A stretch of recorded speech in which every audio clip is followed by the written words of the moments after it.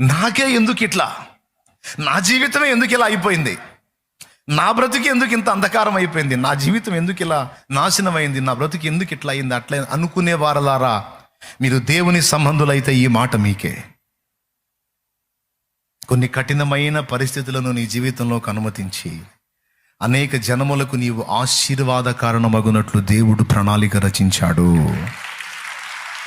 ఆ మాధుర్యమైన అనుభవాలు నీవు స్వతంత్రించుకున్నట్లు ముందు నువ్వు కొన్ని చేదైన అనుభవాల గుండా ప్రయాణం చేయాలి, తప్పదు.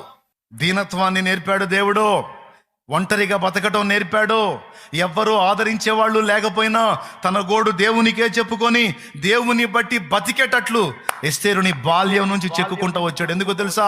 రాబోతున్న దేవుని ప్రజల పెద్ద ప్రమాదాన్ని ఈ ఆడపిల్లే అడ్డుకోవాలి. దేవుని ప్రజను ఈ ఆడపిల్లే రక్షించాలి. ఆ కష్టకాలంలో ఈ ఆడపిల్లే బతికించాలి. ఆ కష్టకాలంలో